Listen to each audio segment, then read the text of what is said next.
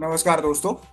Trading view pine script के इस tutorial में आज हम लोग ये सीखने वाले हैं कि हमारे इंडिकेटर का यूज करके bullish abundant baby candlestick pattern को चार्ट पे कैसे फाइंड आउट करना है। सबसे पहले ये पैटर्न होता क्या है ये सीखते हैं। तो देखिए, ये होता है वो पैटर्न। इसमें तीन कैंडल्स होती हैं।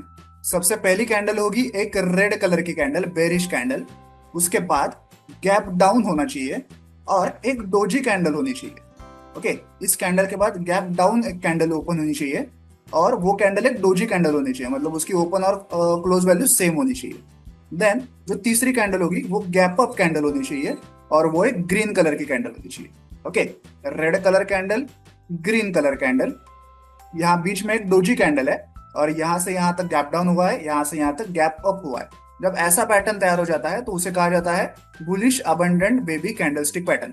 तो आमतौर पर ऐसा कहा जाता है कि जब भी प्राइस जो है इस हाई को ब्रेक करके ऊपर जाएगी तब मार्केट जो है वो बुलिश ट्रेंड में चला जाएगा, ऐसा कहते हैं। ठीक है, तो ये कैंडलस्टिक पैटर्न हमारे इंडिकेटर का यूज करके किसी चार्ट पे कैसे आइडेंटिफाई करना है ये आज हम लोग सीखने वाले हैं। ध्यान रखिए कि जब भी हम लोग इस पैटर्न को फाइंड आउट करेंगे तब हम लोग इस मौजूदा कैंडल पे होंगे। ओके, हमारी करंट कैंडल ये होगी। ओके, तो हम लोग इस कैंडल पे खड़े हैं फिलहाल और हम लोग बैक में चेक कर रहे हैं कि पिछली दो कैंडल्स की स्थिति कैसी है। पिछली कैंडल होनी चाहिए डोजी कैंडल और वो होनी चाहिए ये करंट कैंडल तो गैप अप होनी चाहिए और ग्रीन होनी चाहिए। पिछली कैंडल डोजी डोजी वाली होनी चाहिए और वो उसके पिछले कैंडल से गैप डाउन होनी चाहिए और जो सेकंड प्रीवियस कैंडल है मतलब ये वाली कैंडल वो ग्रीन होनी चाहिए। ओके, हमारा पॉइंट ऑफ व्यू होगा इस कैंडल के ऊपर से। ओके, क्योंकि हम लोग फिलहाल यहाँ पे हैं। ओके, करंट लाइव कैंडल ये है। ओके, यहाँ से हमें पिछली वाली दो कैंडल्स की स्थिति को जानना है। ठीक है, तो ऐसे हमें कोड करना है। तो चलिए इंडिकेटर का कोड देखते हैं। तो देखिए, यहाँ पे मैंने एक इंडिकेटर फंक्शन बनाया है जिसका नाम मैंने दिया है बुलिश अबंडेंट बेबी। अब जैसे मैंने कहा हम लोग फिलहाल उस ग्रीन कैंडल पे खड़े हैं, तो हमें सबसे पहले जो हमारी सेकेंड प्रीवियस कैंडल है जो कि रेड कैंडल होनी चाहिए उसको फाइंड आउट करना है। तो कैसे करेंगे, देखिए ऐसे। यहाँ पे मैंने एक वेरिएबल बनाया है जिसका नाम मैंने दिया है इज रेड कैंडल। तो क्योंकि हमें सेकेंड प्रीवियस कैंडल को फाइंड आउट करना है, यहाँ पे हर जगह पे ब्रैकेट में टू टू ऐसा लिखा हुआ है। ओके, और हम लोग रेड कैंडल को कैसे फाइंड आउट करते हैं, जब किसी कैंडल की क्लोज वैल्यू उसकी ओपन वैल्यू से छोटी होती है तो वो कैंडल रेड होती है। ओके, और क्योंकि हमें सेकेंड प्रीवियस कैंडल के बारे में ये डेटा जानना है तो हमने यहाँ पे ब्रैकेट में टू ऐसा लिखा हुआ है दोनों जगह पे। तो हमें वो रेड कैंडल जो वो मिल चुकी है। देन जो बीच वाली डोजी कैंडल थी वो हमें फाइंड आउट करनी है। तो उसकी कंडीशन क्या थी, एक तो वो डोजी होनी चाहिए, मतलब उसकी ओपन वैल्यू उसकी क्लोज वैल्यू से सेम होनी चाहिए। तो वो कंडीशन हमने यहाँ पे लिखी, open is equal to close. लेकिन क्योंकि हम लोग फिलहाल ग्रीन कैंडल पे खड़े हैं और वो डोजी वाली कैंडल जो वो प्रीवियस कैंडल है, तो यहाँ पे हमने ब्रैकेट वन ऐसा लिखा हुआ है क्योंकि वो प्रीवियस कैंडल है। ओके, तो यहाँ पे डोजी वाली कंडीशन तो ओके होगी। दूसरी कंडीशन क्या थी, वो जो रेड वाली कैंडल थी ना उसके हिसाब से ये डोजी वाली कैंडल जो है वो गैप डाउन होनी चाहिए। मतलब डोजी वाली कैंडल का हाई, देखिए डोजी वाली कैंडल का हाई इस रेड कैंडल के लो से भी नीचे होना चाहिए। डोजी कैंडल का हाई रेड वाले कैंडल के लो से नीचे होना चाहिए। तो ये कैसे करेंगे कोड, देखिए डोजी वाली कैंडल का हाई रहा ये। ओके, हाई लिखा और क्योंकि डोजी वाली कैंडल पिछली है, ग्रीन के मुकाबले जस्ट पिछली है, इसलिए हमने ब्रैकेट वन लिखा। और इस हाई को किससे कंपेयर करना है, वो जो रेड कैंडल थी उसके लो वैल्यू से, तो हमने यहाँ पे लो लिखा। और क्योंकि वो रेड कैंडल सेकंड प्रीवियस है इसलिए यहाँ पे ब्रैकेट में टू लिखा।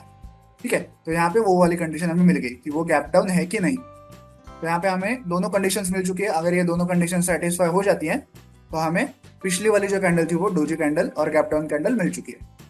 अब रह जाती है तीसरी कैंडल जो कि हमारे लाइव कैंडल। वो कैंडल होनी चाहिए ग्रीन कैंडल और वो गैप अप होनी चाहिए। डोजी कैंडल से कंपेयर करते हुए वो गैप अप होनी चाहिए। तो सबसे पहले तो वो ग्रीन कैंडल होनी चाहिए। इसकी कंडीशन कैसे लिखेंगे, क्लोज ग्रेटर देन ओपन। किसी कैंडल की क्लोज वैल्यू अगर उसकी ओपन वैल्यू से बड़ी हुई तो वो कैंडल ग्रीन कैंडल होती है। और गैप अप वाली कंडीशन कैसे लिखेंगे, देखिए गैप अप के लिए क्या होना चाहिए, इस ग्रीन कैंडल की जो लो वैल्यू है वो इस डोजी कैंडल की हाई वैल्यू से बड़ी होनी चाहिए। ओके, इसकी लो वैल्यू इसकी हाई वैल्यू से बड़ी होनी चाहिए। ये कैसे करेंगे, देखिए करंट कैंडल की low value greater than high value of previous candle. Okay, current candle की लो वैल्यू प्रीवियस कैंडल की हाई वैल्यू से बड़ी होनी चाहिए, तब जाके वो गैप अप होगा। तो ऐसे हमें वो ग्रीन कैंडल भी मिल गई। तो यहाँ मिली रेड कैंडल, यहाँ मिली बीच वाली डोजी कैंडल और यहाँ मिली ग्रीन कैंडल। तीनों कैंडल्स का डेटा हमें यहाँ पे मिल चुका है।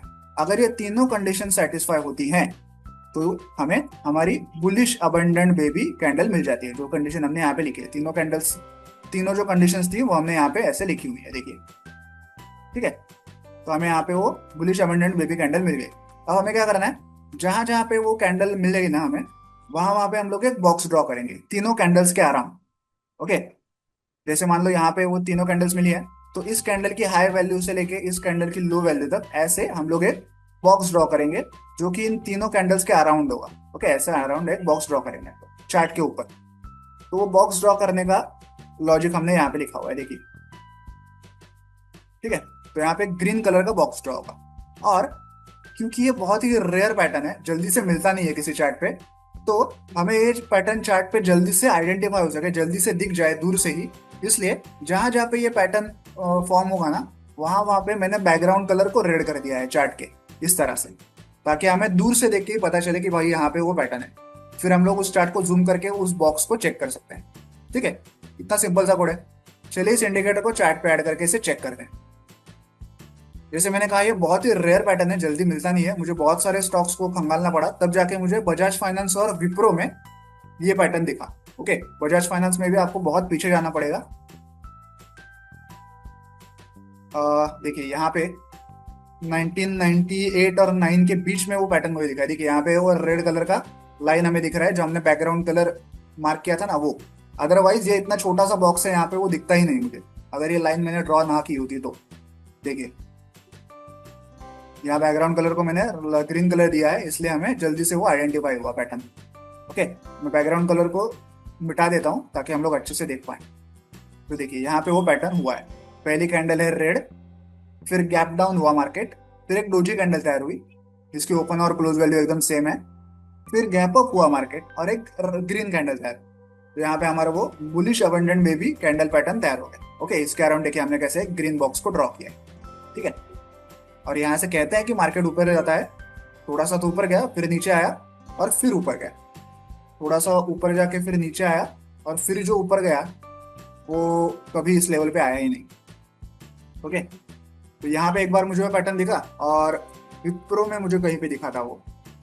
तो वापस इस बैकग्राउंड कलर को ऑन कर देता हूँ।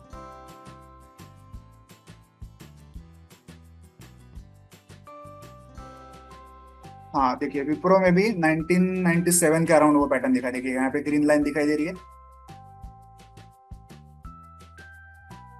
देखिए एक रेड कैंडल बनी पहले, फिर मार्केट गैप डाउन हुआ और डोजी कैंडल बनी, फिर मार्केट गैप अप हुआ और ग्रीन कैंडल बनी। तो यहाँ पे हमारा एक बॉक्स ड्रॉ हो गया, क्योंकि हमें वो पैटर्न मिल चुका है। ओके, और यहाँ से मार्केट जो है वो ऊपर ही गया है। ठीक है, तो इस प्रकार से आप किसी ट्रेडिंग व्यू पाइन स्क्रिप्ट के इंडिकेटर में बुलिश अबंडेंट बेबी पैटर्न को इंप्लीमेंट कर सकते हैं। आई होप आपको ये कोड समझ में आ गया होगा। वीडियो में दिखाए गए इस कोड को डाउनलोड करने के लिंक मैंने वीडियो के नीचे डिस्क्रिप्शन बॉक्स में दे दिया, आप चाहे तो वहां से कोड डाउनलोड कर सकते हैं। वीडियो को एंड तक देखने के लिए धन्यवाद। Thank you.